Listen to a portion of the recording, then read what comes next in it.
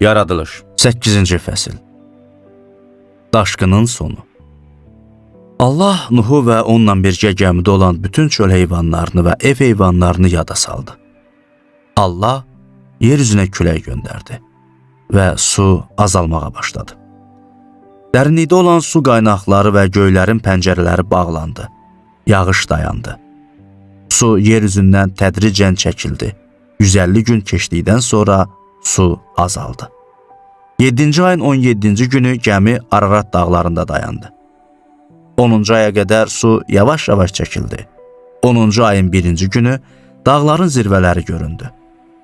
40 gün sonra Nuh düzəltdiyi gəminin pəncərəsini açıb bir qarğa buraxdı. Qarğa uçub getdi və yer üzündə su quruyana qədər hər tərəfi dolaşdı.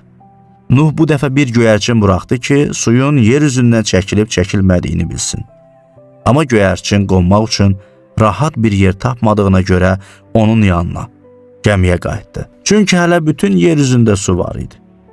Nuh əlini uzadıb göyərçini tutdu və gəmiyə öz yanına apardı. O daha 7 gün gözlədi və göyərçini yenə gəmidən buraxdı. Axşamüstü göyərçin onun yanına qayıtdı. Göyərçinin ağzında təzə zeytun yarpağı var idi. Nuh suyun yer üzündən çəkildiyini bildi. O daha 7 gün gözlədi və göyərçini yenə buraxdı.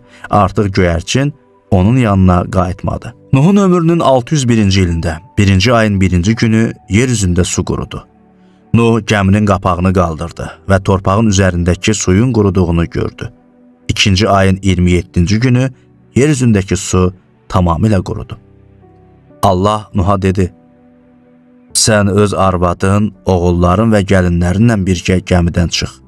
Səndən birgə olan bütün canlıları, quşları, heyvanları, yerdə sürünənlər bayıra çıxart. Qoy yer üzünə yayılsınlar və yer üzündə törüyüb çoxalsınlar."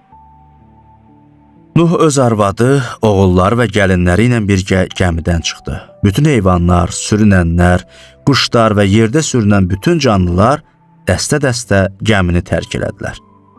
Nuh Rəbbə bir qurbangah düzəltdi. O, hər cür pak heyvandan və pak quşdan götürüb orada yandırma qurbanı təqdim elədi. Bundan Rəbbə xoş ətir qalxdı və Rəbb ürəyində dedi: "Cavanlığından bəri insan ürəyinin fikirlərinin həmişə pis olmasına baxmayaraq, insanlara görə bir daha yer üzünü lənətləməyəcəm. İndi elədiyim kimi bütün canlıları bir daha məhv eləməyəcəm. Dünya durduqca əkin biçin, isti soyuq, yay qış və gecə gündüz sona yetməyəcək.